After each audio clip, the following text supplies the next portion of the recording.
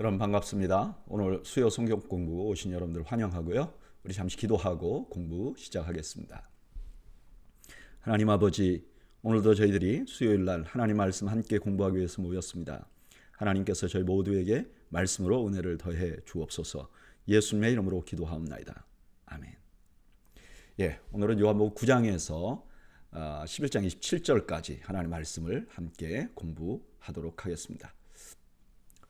9장 1절 예수께서 길을 가실 때 날 때부터 맹인된 사람을 보신지라 제자들이 물어 이르되 라삐여 이 사람이 맹인으로 난 것이 누구의 죄로 인함이니까 자기니까 그의 부모이니까 예수께서 대답하시되 이 사람이나 그 부모의 죄로 인한 것이 아니라 그에게서 하나님이 하시는 일을 나타내고자 함이라 하심이라.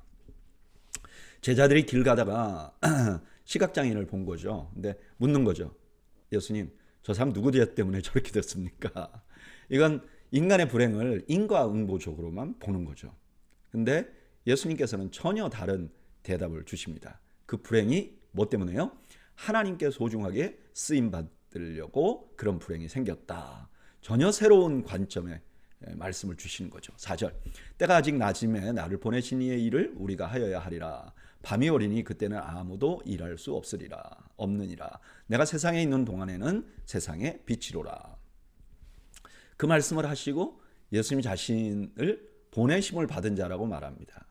그리고 낮이라는 것은 예수님이 세상에 있을 때를 의미하고 밤은 예수님께서 떠나시고 나서가 되는 거죠. 그러니까 예수님 십자가에 달릴 때. 근데 그 다음에 5절에 뭐라 그러냐면은 나는 세상의 빛이다. 이거 8장 12절에서 이미 말씀하셨어요. 예수께서 또 말씀하여 이르시되 나는 세상의 빛이니 나를 따르는 자는 어두움에 다니지 아니하고.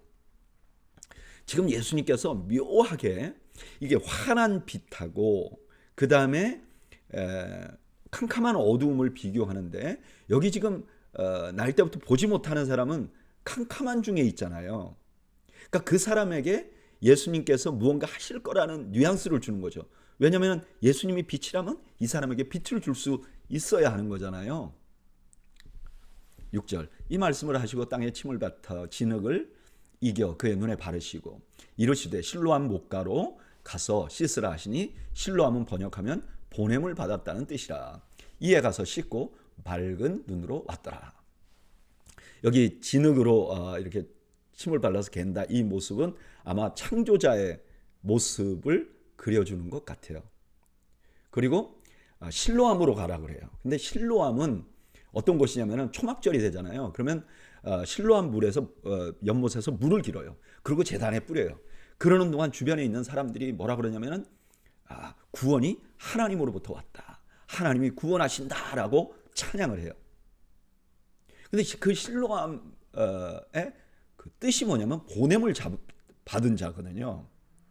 근데 지금 주님께서는 어두움에 사로잡힌 소경을 고치심으로 그 예수님께서 그에게 빛이 되시고 그 세상을 밝게 구원해 주시려고 오신 분이라는 것을 지금 드러내고 있는 것이죠. 8절 이웃 사람들과 전에 그가 거린인 것을 보았던 사람들이 이르되 이는 앉아서 구걸하던 자가 아니냐. 어떤 사람은 그 사람이라 하며 어떤 사람은 아니라 그와 비슷하다 하거늘 자기 말은 내가 그라 하니 그들이 묻되 그러면 내 눈이 어떻게 떠졌느냐. 대답하되 예수라는 그 사람이 진흙을 이겨 내 눈에 바르고 나더러 실로암에 가서 씻으라 하기에 가서 씻었더니 보게 되었노라. 그들이 이르되 그가 어디 있느냐. 이르되 알지 못하노라 하니라.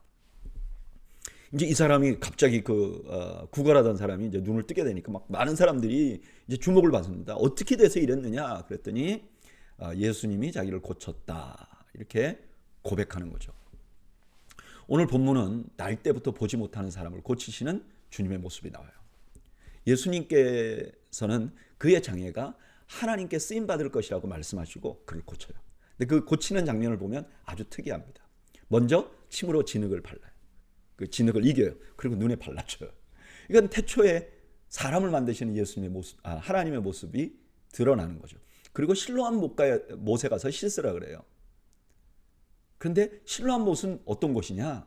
보냄을 받은 곳이라는 의미가 있는데 그 실로암 못을 가지고 몸물을 퍼서 초막절에 제단에 뿌리고 그때 구원이 하나님으로부터 온다 하는 노래를 부르던 연못이었단 말이에요.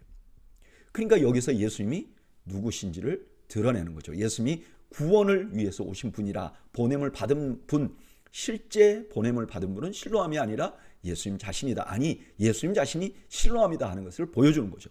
그리고 그 소경의 눈을 밝혀줘요. 그러니까 어두운 가운데 있는 우리를 밝은 삶을 살 수 있도록 해주시는 분이라는 걸 드러냅니다. 저는 이 말씀 묵상하면서 이상하게 이런 생각이 나더라고요. 그에게서 하나님이 하시는 일을 나타내고자 하십니다.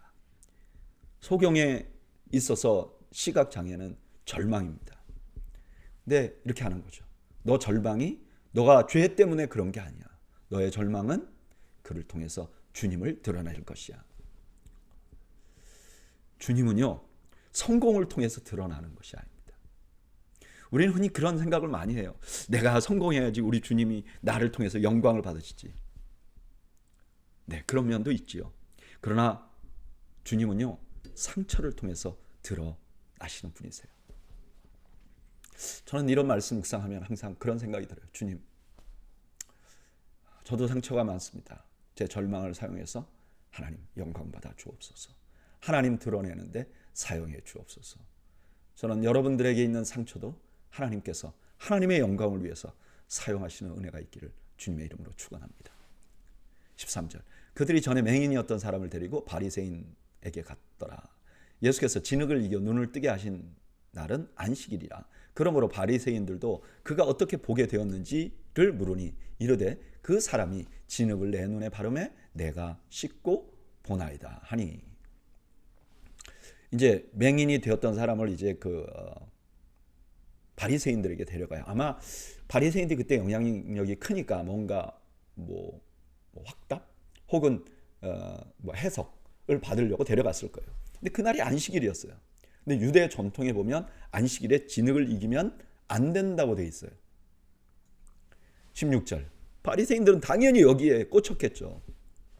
바리새인 중에 어떤 사람은 말하되 이 사람이 안식일을 지키지 아니하니 하나님께로부터 온 자가 아니라 하며 어떤 사람은 말하되 죄인으로서 어떻게 이러한 표적을 행하겠느냐 하여 그들 중에 분쟁이 있었더니 이에 맹인되었던 자에게 다시 묻되 그 사람이 내 눈을 뜨게 하였으니 너는 그를 어떠한 사람이라 하느냐 대답하되 선지자이니이다 하니. 이제 이 사람을 안식일에 고쳤으니까 이게 논쟁이 됐다는 거예요. 아니 어떻게 안식일을 어긴 사람이 하나님으로부터 온 자냐. 또 어떤 사람은 아니 하나님으로부터 안 왔는데 어떻게 이렇게 큰 이적을 행할 수 있느냐. 근데 맹인한테 너는 의견이 뭐냐. 그러니까 이 사람이 선지자라. 11절에서는 이 사람이 예수라 하는 사람이라고 말했는데 이번에는 선지자라고 말해요. 18절. 유대인들이 그가 맹인으로 있다가 보게 된 것을 믿지 아니하고 그 부모를 불러 묻되 이는 너희 말에 맹인으로 낳았다 하는 너희 아들이냐? 그러면 지금은 어떻게 해서 보느냐? 그 부모가 대답하여 이르되 이 사람이 우리 아들인 것과 맹인으로 난 것을 아나이다. 그러나 지금 어떻게 해서 보는지 또는 누가 그 눈을 뜨게 하였는지 우리는 알지 못하나이다. 그에게 물어보소서. 그가 장성하였으니 자기 일을 말하리이다. 부모를 불러서 원래부터 태어날 때부터 맹인이었느냐 물어본 거죠. 그랬더니 그렇다라고 말하고 어떻게 해서 고쳐졌느냐 모르겠다 이렇게 말하는 거예요. 왜 모르겠다고 말하는가? 22절. 그 부모가 이렇게 말한 것은 이미 유대인들이 누구든지 예수를 그리스도로 시인하는 자는 출교하기로 결의하였으므로 그들을 무서워함이로라. 그러므로 그 부모가 말하기를 그가 장성하였으니 그에게 물어보소서 하였더라. 벌써 유대인들이 다 누구든지 예수를 시인하면 출교하겠다고 얘기했는데 그걸 두려워서 부모는 말을 안 했다는 거예요. 근데 이렇게 보면 그 소경이었다 고친 분이 선지자라고 말한 건 정말 대단한 믿음이죠. 오늘 본문에는 바리새인들과 맹인되었다가 치유된 사람의 대화를 기록하고 있어요. 바리새인들은 이미 예수님 인정하면 출교할 것이라고 결의했어요. 많은 사람들이 알고 있어요. 그러니까 맹인의 부모도 그걸 알고 두려워했던 거죠. 그런데 이 맹인은요, 예수님을 선지자로 고백합니다. 이건 아마 그 당시에는 메시아로 고백한 것과 유사한 거예요. 그는 출교당할 것을 두려워하지 않았던 거죠. 무엇이 이런 믿음을 갖게 되었는가? 생각해보면 그 사람 자신에게 일어난 삶의 변화 때문이죠. 체험이 믿음을 가지게 했고 그는 그 사실을 부인하지 않았어요. 저는 이 말씀 묵상하면서 체험이라는 걸 다시 한번 생각해 봅니다. 저는 아주 이성적인 것을 중요시합니다. 그리고 믿음은 말씀에서 나온다고 믿어요. 그래서 막 체험 때문에 막 너무 흔들리는 분들 좀 조심하라고 저는 항상 권합니다. 근데요, 우리가 이거는 인정을 해야 돼요. 주님께서 내 삶에 역사하신 은혜, 그걸 체험하는 건요, 우리가 가진 믿음을 더욱 분명하게 해요. 체험은 아주 큰 축복입니다. 제가 이렇게 목회를 하면서 성도들이건 아니면 목회자들이건 이렇게 보면요, 체험이 있는 사람과 없는 사람 너무너무 달라요. 말 몇 마디만 해보면요 알아요.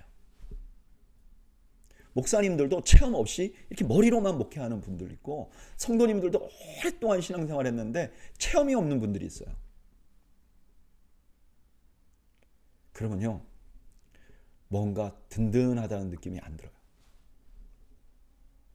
저는 여러분들이 하나님께서 여러분들의 삶에 역사하신 체험을 갖는 은혜가 있기를 주님의 이름으로 축원합니다. 24절. 이에 그들이 맹인이었던 사람을 두 번째 불러 이르되 너는 하나님께 영광을 돌리라. 우리는 이 사람이 죄인인 줄 아노라. 대답하되 그가 죄인인지 내가 알지 못하나 한 가지 아는 것은 내가 맹인으로 있다가 지금 보는 그것이니이다.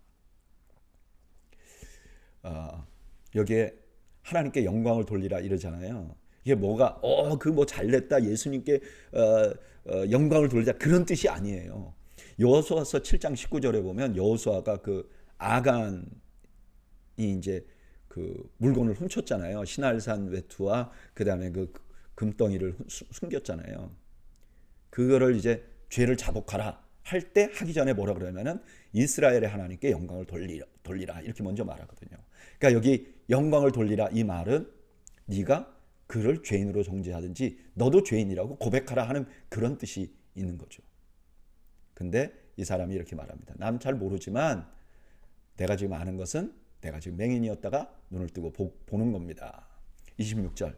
그들이 이르되 그 사람이 내게 무엇을 하였느냐? 어떻게 눈을 뜨게 하였느냐? 대답하되 내가 이미 일러서도 듣지 아니하고 어찌하여 다시 듣고자 하나이까? 당신들도 그의 제자가 되려 하나이까? 계속 묻는 거죠. 왜 이렇게 묻죠? 믿고 싶지 않으니까 계속 묻는 거예요. 근데 이 소경이 반대로 질문하는 거죠. 당신들 제자 되려고 자꾸 그 예수님 제자 되려고 자꾸 묻는 겁니까? 28절. 이분들이 바리새인들이 화가 났어요. 그래서 이렇게 말해요. 그들이 욕하며 이르되 너는 그의 제자이나 우리는 모세의 제자라. 하나님이 모세에게 말씀하신 줄을 우리가 알거니와 이 사람은 어디서 왔는지 알지 못하노라. 그들이 욕하면서 너는 그의 제자고 우리는 모세의 제자다. 우리는 모세가 하나님 말씀 받은 거 아는데 이 사람은 어디서 왔는지 모른다. 그렇게 말해요. 근데 여러분, 이 말 한마디가 이전에 7장 27절에 이렇게 말해요. 그러나 우리는 이 사람이 어디서 왔는지 아노라. 그리스도께서 오실 때는 어디서 오시는지 아는 자가 없으리라. 그 전에 뭐라 그랬어요? 예수님이 메시아가 아닌 이유가 뭐냐? 이 사람이 갈릴리에서 왔기 때문에 그렇다는 거예요. 근데 메시아는 어디서 왔는지 모른다는 거예요. 근데 지금 이 사람들이 뭐라고 고백해요? 예수님 어디서 왔는지 모른다고 말하잖아요. 그러니까 이게 자가당착에 빠진 거고 오히려 이 말을 통해서 예수님을 증거하게 된 거죠. 30절. 그 사람이 대답하여 이르되 이상하다. 이 사람이 내 눈을 뜨게 하였을 때 당신들은 그가 어디서 왔는지 알지 못하는도다. 하나님이 죄인의 말을 듣지 아니하시고 경건하여 그의 뜻대로 행하는 자의 말을 들으시는 줄을 우리가 아나이다. 창세 이후로 맹인으로 난 자의 눈을 뜨게 하였다 함을 듣지 못하였으니 이 사람이 하나님께로부터 오지 아니하였으면 아무 일도 할 수 없으리이다. 이 맹인이요, 논리가 아주 분명해요. 창세 이후로 날 때부터 맹인이었던 자가 눈 뜬 적이 있습니까? 지금 그런 기적을 행했는데 왜 자꾸 이분을 몰아칩니까? 라고 말하는 거죠. 그들이 대답하여 이르되 내가 온전히 죄 가운데서 나서 우리를 가르치느냐 하고 이에 쫓아내어 보내니라. 예수께서 그들이 그 사람을 쫓아냈다 하는 말을 들으셨더니 그를 만나사 이르시되 내가 인자를 믿느냐? 대답하여 이르되 주여 그가 누구시오니까 내가 믿고자 하나이다. 그 사람들은요, 이 소경이 날 때부터 안 보였다는 걸 가지고 그가 죄인이라고 말하는 거예요. 그러니까 그의 죄로 이 사람이 눈이 안 보였다. 너의 불행은 너의 죄 때문이야. 이렇게 정죄하는 거죠. 그래서 그를 죄인이라고 부르는 거죠. 그런데 그들이 그를 쫓아냈다 그러니까 예수님이 그를 만나 주셨어요. 그리고 이 사람은 예수님을 주님이라고 부릅니다. 그리고 믿고자 하나이다 라고 말합니다. 예수께서 이르시되 내가 그를 보았거니와 지금 너와 말하는 자가 그이니라. 이르되 주여 내가 믿나이다 하고 절을 하는지라. 조금 아까는 믿고자 하나이다. 근데 이번엔 믿는다고 말하고 절해요. 여기 절한다는 거는요, 다니엘서 7장 13절에서 14절에 보면 인자 같은 이가 하나님 앞에 와요. 그 사람을 유대인들은 다 메시아라고 믿었어요. 지금 이 사람이 그에게 절하는 것은 예수님을 메시아라고 믿었기 때문에 한 것이죠. 예수께서 이르시되 내가 심판하러 이 세상에 왔으니 보지 못하는 자들은 보게 하고 보는 자들은 맹인이 되게 하려 함이니라 하시니 바리새인 중에 예수와 함께 있던 자들이 이 말씀을 듣고 이르되 우리도 맹인인가. 예수께서 이르시되 너희가 맹인이 되었더라면 죄가 없으려니와 본다고 하니 너희 죄가 그대로 있느니라. 본다고 하니까 볼 수가 없는 거예요. 그러니까 본다고 하는 자들이 볼 수 없는 그것 자체가 이미 심판이에요. 주님이 왔는데 못 알아보니까요. 심판은요, 주님을 모르는 것 자체가 심판인 거죠. 오늘 본문에서 바리새인들의 질문에 시달리던 맹인이었다가 고침을 받은 사람에게 예수님께서 찾아오시는 장면이 나옵니다. 처음에는 예수님을 예수라 하는 자라고 고백했어요. 그 다음에 선지자로 고백했어요. 그 다음에 마지막으로 예수님 만나고 예수님에게 경배합니다. 이 맹인은요, 육체의 눈이 열렸어요. 그래서 세상을 보게 됩니다. 근데 이분이 더 놀라운 눈이 열렸어요. 그게 뭐죠? 영안이 열린 거죠. 이에 반해서 바리새인들은요, 다 세상을 봐요. 그리고 심지어 영적인 것도 보고 안다고 생각하는 거예요. 근데 이렇게 자기가 안다고 생각하니까 예수님을 만나고도 알아볼 수 없었던 거죠. 그런 그들에게 예수님이 이렇게 말씀하십니다. 예수께서 이르시되 너희가 맹인이 되었다라면 죄가 없으려니와 본다고 하니 너희 죄가 그대로 있느니라. 저는 이 말씀 묵상하면서 예전에 그 컴패션에 일할 때 들었던 말이 생각이 나요. 잠자는 척하는 아이는 깨울 수 없다. 잠자는 아이는 깨울 수 있어요. 근데 잠자는 척하는 아이는 아무리 시끄럽게 해도 깨어나올 수 없잖아요. 마찬가지로 알지도 못하면서 아는 척하는 사람은 절대로 배울 수 없는 거예요. 배울 수 없는 사람은 희망이 없는 거죠. 여러분, 저는 우리들이 그 바리새인들의 삶의 패턴은 우리가 배워서는 안 된다고 생각해요. 그들은 어쩌죠? 잘 모르면서 아는 척하는 거예요.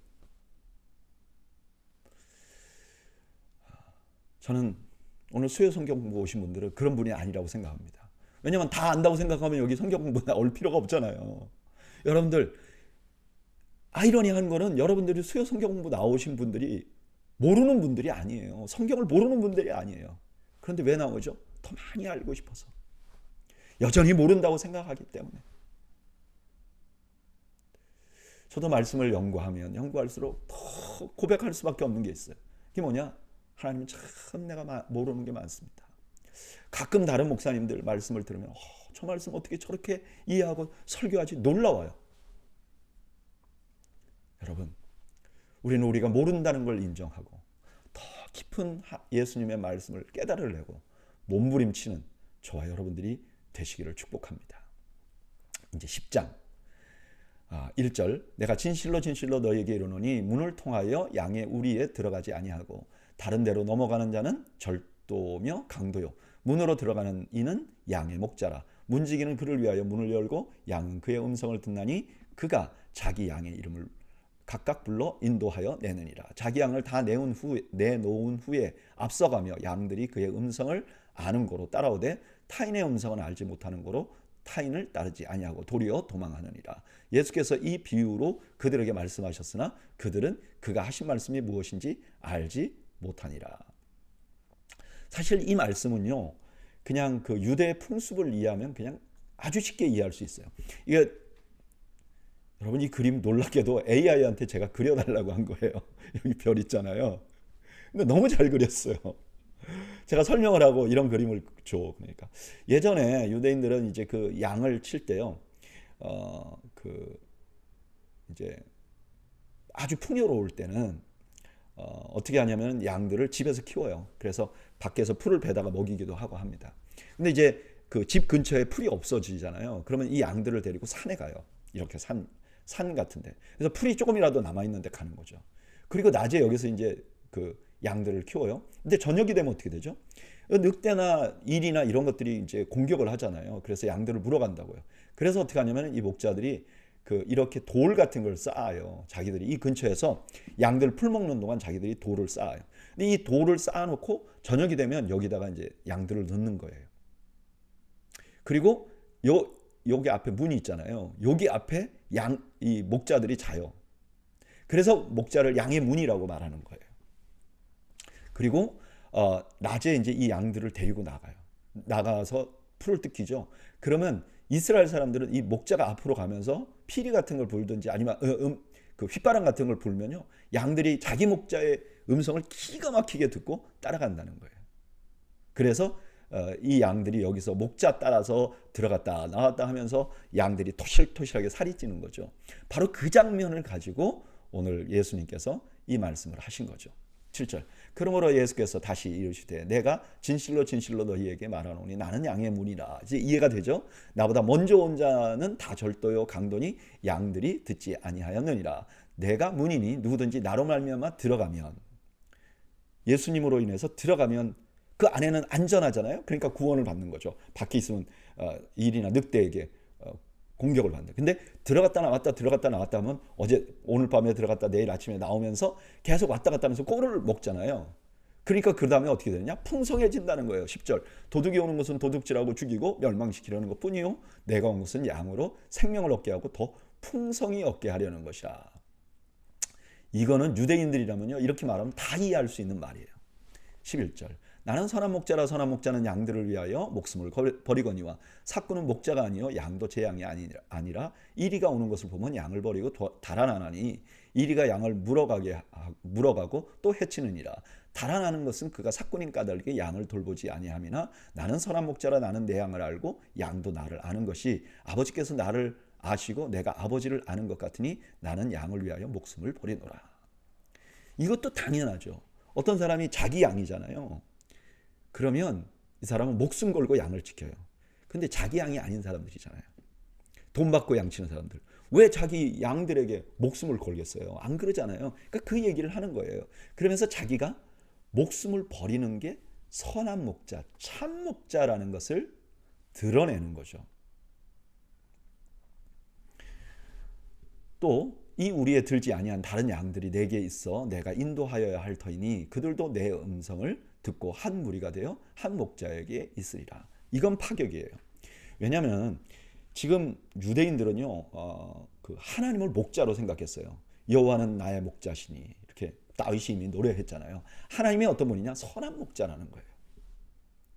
근데 그들이 생각하는 목자는 어떤 목자냐? 유대인들만의 목자예요. 오늘 본문에서 예수님 뭐라 그러죠?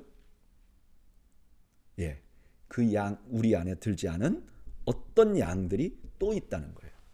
그러니까 유대인들에게 이거는 아주 파격적인 말씀이 되는 거죠. 내가 목숨을 버리는 것은 그것을 내가 다시 얻기 위함이니 이로 말미암아 아버지께서 나를 사랑하시느니라. 이를 내게서 빼앗을 자가 있는 것이 아니라 내가 스스로 버리노라. 나는 버릴 권세도 있고 다시 얻을 권세도 있으니 이 계명은 내 아버지에게서 받았노라 하시니라. 그런데 예수님이 참 목자로서 목숨을 버리는 건 누구의 푸시에 의해서 목숨을 버리는 게 아니라는 거예요. 자발적으로 한다는 거예요. 내가 자발적으로 내 목숨을 버릴 능력이 있으니까 내가 다시 얻을 권세도 있다는 거예요. 그러니까 부활하실 것이라는 것을 나타내는 거죠. 그로 인해 하나님의 사랑을 받을 것이다. 이렇게 말씀하시는 거죠. 19절. 이 말씀으로 말미암아 유대인 중에 다시 분쟁이 일어나니 그 중에 많은 사람이 말하되 그가 귀신 들려 미쳤거늘 어찌 이런 말을 듣느냐 하며 또 어떤 사람은 말하되 이 말은 귀신 들린 자의 말이 아니라 귀신이 맹인의 눈을 뜨게 할 수 있느냐 하더라. 이 말 듣고 예수님 미쳤다고 말한 거죠. 근데 21절에 이게 말이 되냐? 귀신이 어떻게 맹인의 눈을 뜨게 할 수 있느냐? 이렇게 말하면서 마무리해요. 21절을 보면 이 10장 21절까지의 말씀이 9장에서 맹인을 고쳐준 사건과도 연관이 있고 초막절과도 연관이 있다는 사실을 알게 돼요. 그래서 여기서 한 단락이 끝나는 거예요. 오늘 본문에서 예수님은 자신을 목자로 소개합니다. 이 비유는 유대인들에게 두 가지 면에서 너무 익숙해요. 첫째는 구약에서 하나님을 계속 목자로 말씀하셨어요. 그러니까 예수님이 하나님이시라는 거, 그리고 그 이미지가 있으니까 너무 이해하기 쉬운 거죠. 또 하나는 목자라는 직업이 그 당시에 너무 익숙한 직업이에요. 그런데 예수님께서 그 목자라는 직업을 통해서 아주 중요한 가르침을 주는 거죠. 그게 뭐죠? 자신이 십자가 지시는 것이 참 목자라는 증거라는 거예요. 그리고 심지어 자기가 십자가를 지는 것도 힘이 없어 이러는 게 아니라 결국 스스로의 선택이고 다시 살아날 것이라는 것을 지금 알려주세요. 다시 말하면 주님은 양들을 위해서 죽음이라는 고통을 자발적으로 선택하셨다는 거예요. 그런데 여러분, 그 양이 누구죠? 바로 우리라는 거예요. 예전엔 유대인들만 양이라고 생각했는데 이제는 우리 밖에 있었던 그들도 다 주님의 양이 될 수 있다는 거죠. 사실 이런 말씀 묵상하면요, 그냥 이것만 해도 너무 감사한 거죠. 나 같은 사람을 위해서 주님 목자 되셔서 어떻게 이럴 수 있을까? 어떻게 이런 은혜가 나에게 올 수 있을까? 이것만 해도 그리스도인의 삶은 감사가 넘치는 거예요. 여러분, 그리스도인의 삶은 하나님이 나에게 뭔가 많이 줬기 때문에 감사한 삶이 아닙니다. 하나님이 내가 계획하는 걸 잘 들어주셨기 때문에 감사한 게 아닙니다.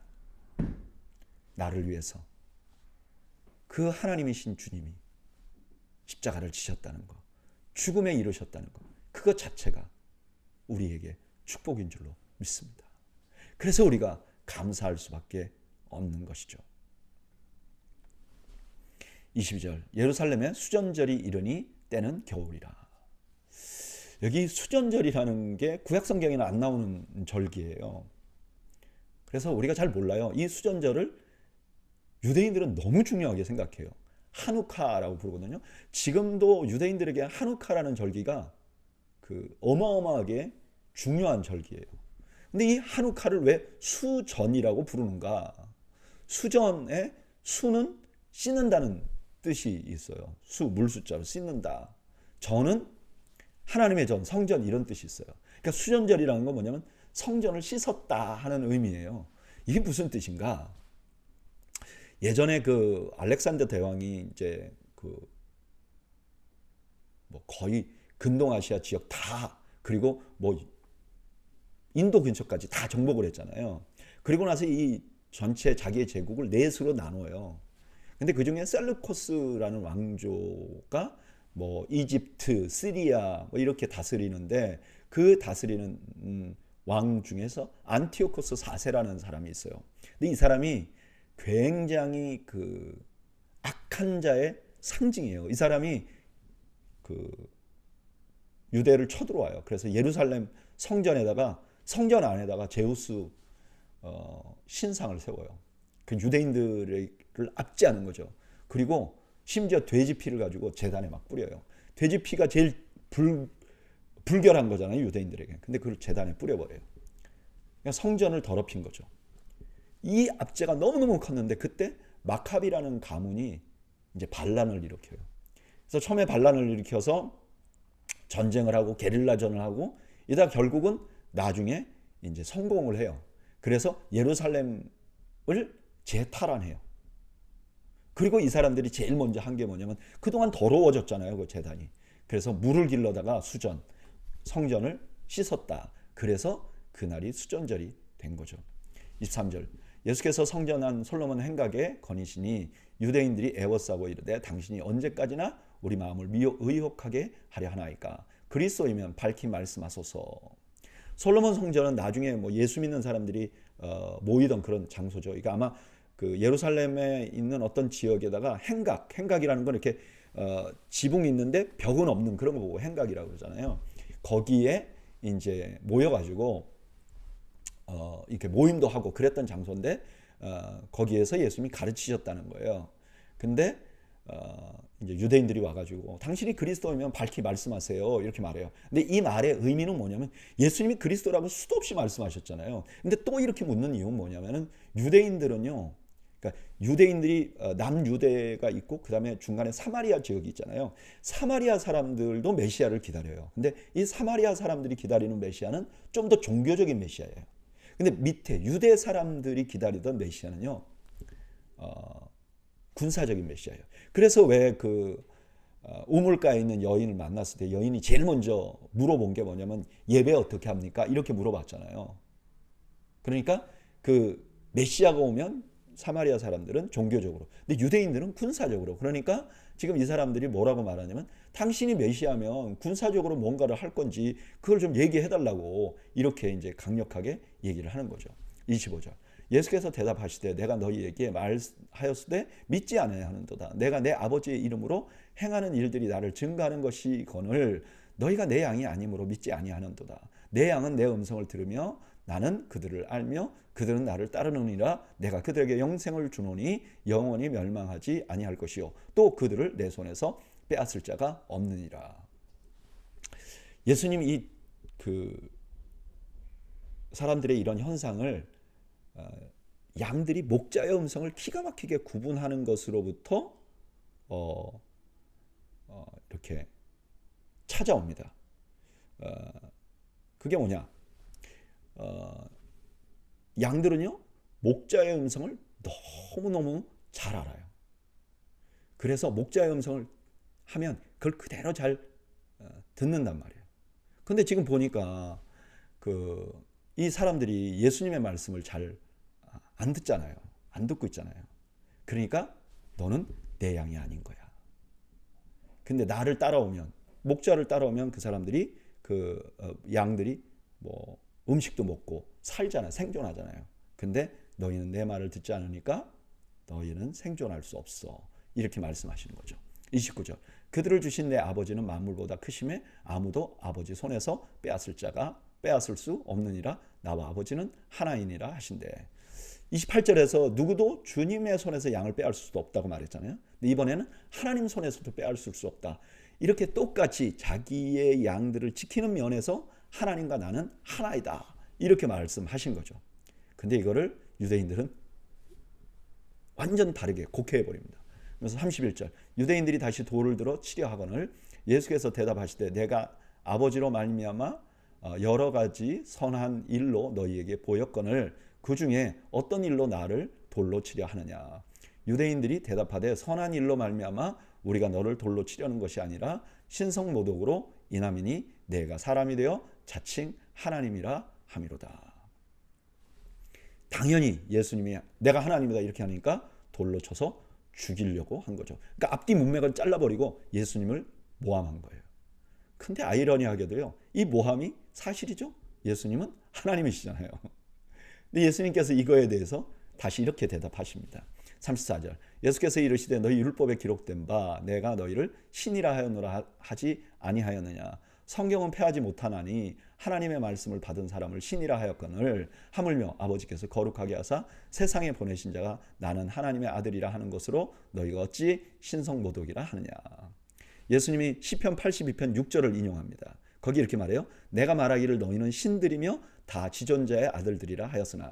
근데 이 시편 82편을 당시의 랍비들이 어떻게 해석했냐면 이 말씀은 율법을 받은 그 이스라엘 백성 전체를 가리켜서 하신 말씀이다.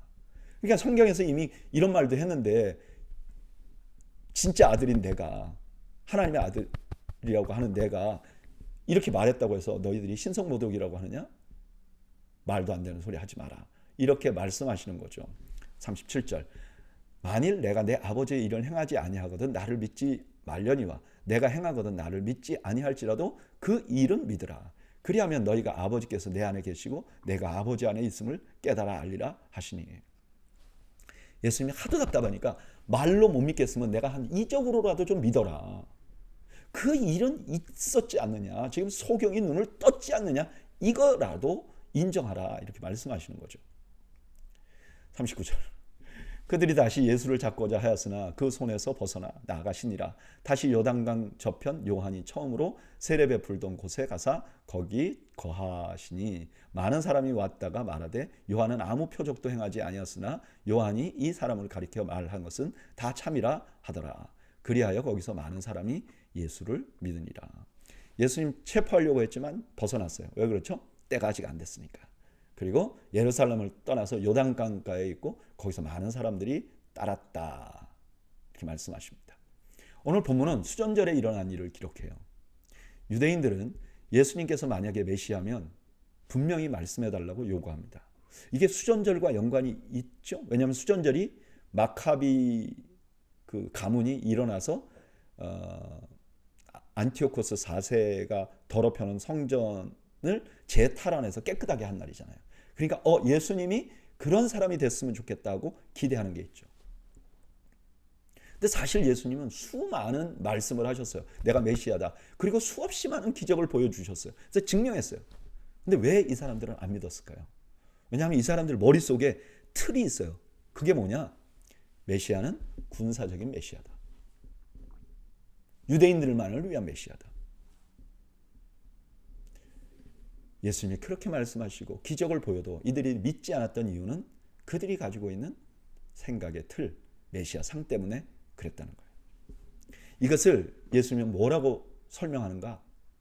너희들이 내 말을 듣고 이해하지 못하는 거 보니까 너는 내 양이 아니야. 그러니까 그들의 생각의 틀이 그들의 신분, 그들의 위치를 정한다는 거예요. 맞는 것 같아요.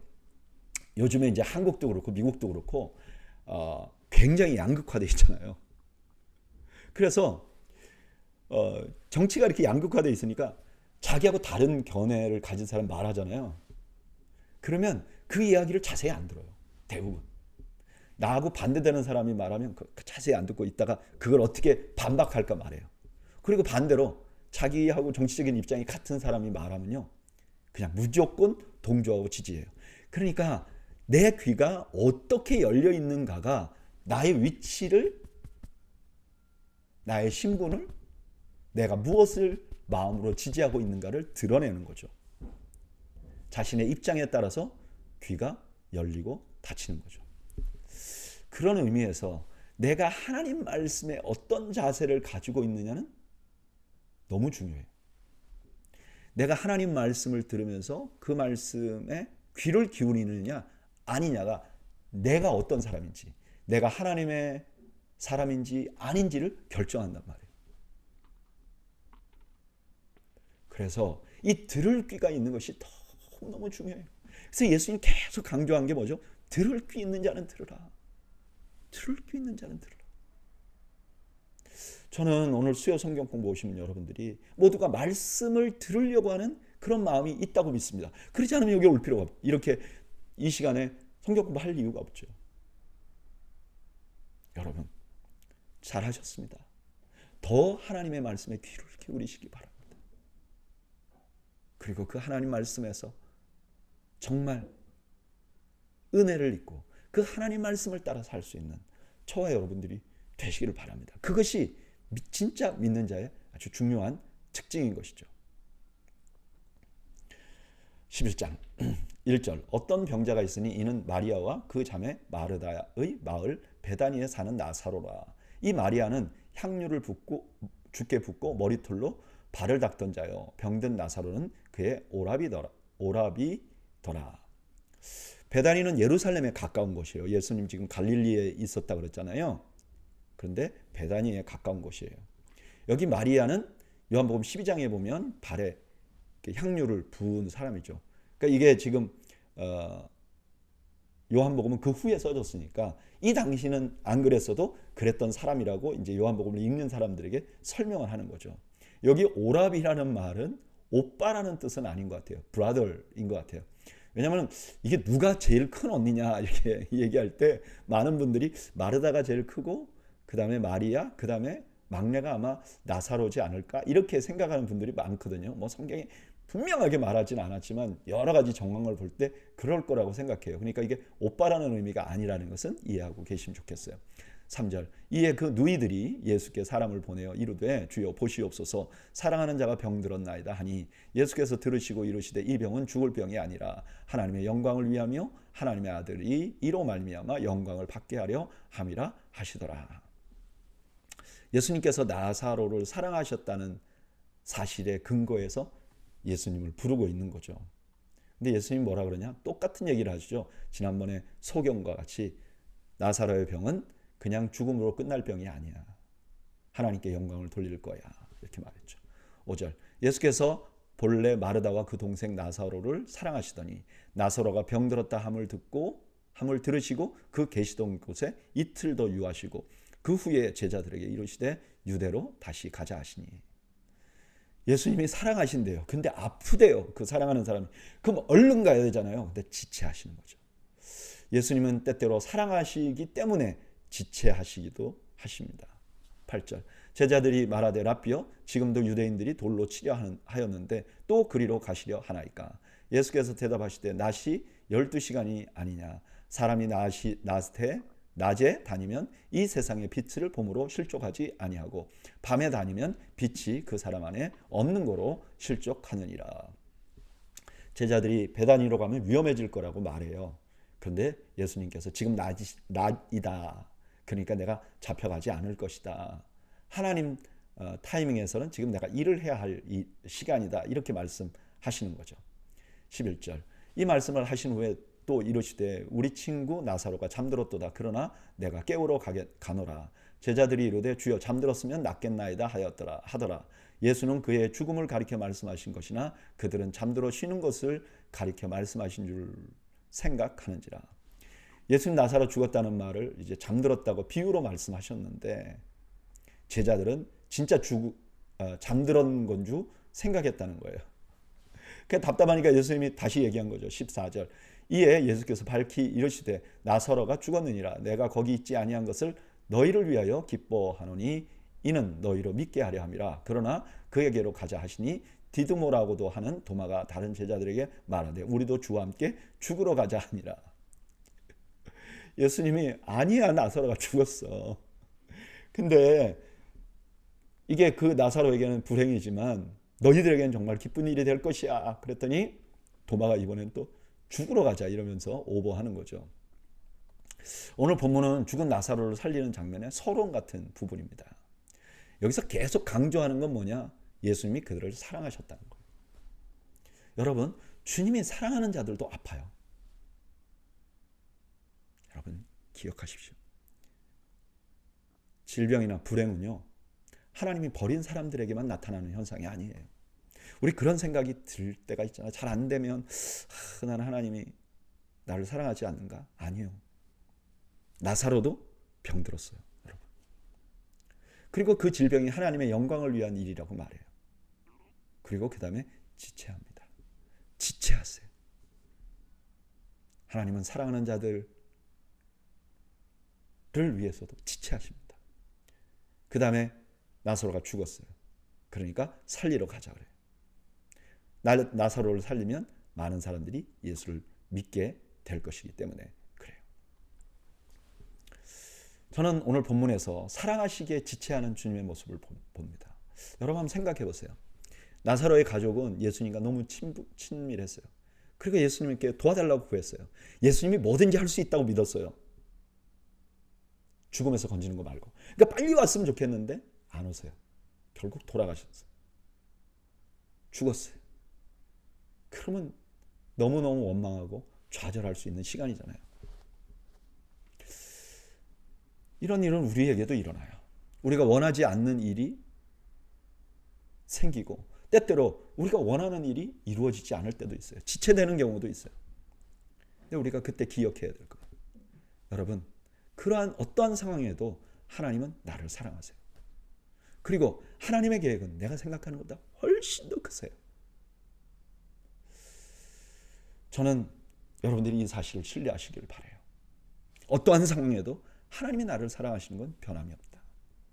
그리고 하나님의 계획은 내가 생각하는 것보다 훨씬 더 크다. 그래서 내가 생각하는 나의 타이밍에 맞지 않아도 좌절하고 불행, 또 내 타이밍에 맞는다고 행복해하고 그러는 게 아니라 어떤 상황에서도 하나님을 신뢰하는 믿음을 소유하시기를 주님의 이름으로 축원합니다. 17절 예수께서 와서 보시니 나사로가 무덤에 있은지 이미 나으리라. 베다니는 예루살렘에서 가깝기가 한 오리쯤 되매 많은 유대인들이 마르다와 마리아에게 그 오라비의 일로 위문하러 왔더니 마르다는 예수께서 오신다는 말을 듣고 곧 나가 맞이하되 마리아는 집에 앉았더라. 자꾸 이제 어떤 분들이 마리아와 마르다를 이제 이렇게 성격을 비교하려고 그래요. 그래서 마리아, 집에 있었던 마리아는 어떤 사람이고 뭐 마르다, 예수님 만나러 간 마르다는 어떤, 이건 그런 게 아니에요. 그냥 사실을 기록한 거예요. 그러니까 비약하지, 이런 말씀을 비약하는 거는 좋은 성경 해석법이 아니에요. 21절 마르다가 예수께 여짜오되 주께서 여기 계셨더라면 내 오라비가 죽지 아니하였겠나이다. 그러나 나는 이제라도 주께서 무엇이든지 하나님께 구하시는 것을 하나님이 주실 줄을 아나이다. 마르다는 예수님이 엄청난 능력을 가진 분이라는 건 믿었어요. 근데 마르다는 또 하나, 예수님이 죽은 자를 살릴 수 있지는 않다고 또 믿었어요. 그러니까 22절의 말씀은 주님 이제 지금 왔는데 뭐 장례식에서 물이 포도주로 바뀌는 기적을 일으키든지 아니면 다른 기적을 얼마든지 해줄 수 있고 우리를 위로해 줄 수 있습니다. 그러나 다시 살리지는 못할 것입니다 하는 그런 의미가 담겨 있는 거죠. 23절 예수님이 엄청난 선언을 합니다. 예수께서 이르시되 내 오라비가 다시 살아나리라. 근데도 마르다가요 이렇게 말하는 거예요. 마르다가 이르되 마지막 날 부활 때는 다시 살아날 줄 내가 아나이다. 산다니까 그랬는데 예, 부활 때 되면 다시 살죠 이렇게 말한 거죠. 25절 예수께서 이르시되 나는 부활이요 생명이니 나를 믿는 자는 죽어도 살겠고 무릇 살아서 나를 믿는 자는 영원히 죽지 아니하리니 이것을 내가 믿나이다. 이르되 주여 그러하외다. 주는 그리스도시요 세상에 오시는 하나님의 아들이신 줄 내가 믿나이다. 믿지 않는 마르다에게 예수님 말씀하신 거죠. 나는 부활이고 생명이다. 사실 이 말을 마르다는 이게 무슨 의미인지 정확히 몰랐을 거예요. 근데 요한의 입장에서는 그 말이 무슨 말인지 아는 거죠. 요한이 이 요한복음을 쓸 때는 세월이 많이 흘러서 요한이 기억하고 쓰잖아요. 그래, 예수님 자신이 부활이고 생명 자체잖아. 그러니까 믿는 자들은 죽어도 살 수 있지. 그리고 살아서 믿는 자는 그 생명을 영원히 가지고 사망을 경험하지 않을 수 있지. 그런데 마르다는요, 그 부활을 보지 못하면서도 그걸 받아들입니다. 주는 그리스도십니다. 세상에 오신 하나님의 아들입니다. 그러니까 그렇게 할 수 있습니다. 라고 고백하는 것입니다. 오늘 본문에서는 죽은 나사로를 살리기 전에 마르다와의 대화가 기록되어 있어요. 마르다는 예수님을 사랑하고 믿었습니다. 그러나 마르다는 예수님께서 죽은 자를 살릴 수 있다고 생각하지 않았어요. 그런 마르다에게 예수님은 자신의 정체성을 드러냅니다. 나는 부활이요 생명이다. 이 예수님의 선언에 마르다는 신앙 고백을 합니다. 저는 이 말씀을 묵상하면서 이런 생각이 들어요. 저도 주님을 믿고 여러분들도 주님을 믿잖아요. 근데 우리는 주님을 제한하지 않는가? 마르다처럼 신실한데도 불구하고 주님을 제한한 적은 없는가? 그래서 절망한 적은 없는가? 생각해보면요, 제 삶에 일어난 대부분의 절망은요, 상황보다는 주님을 더 신뢰하지 못해서 생긴 일들이에요. 돌아보면 그런 일투성입니다. 제가 만약에 어떤 상황에서도 주님을 100% 신뢰했다면 절대로 절망할 수 없었을 거예요. 중요한 것은 주님을 얼마나 신뢰하는가인 것 같아요. 여러분, 우리 주님은 부활이요 생명이십니다. 세상에 가장 절망이 뭐죠? 죽음이죠. 그런데 주님은 부활이요 생명이세요. 그걸 직접 증명하셨어요. 십자가에서 죽으셨어요. 그런데 부활하셨어요.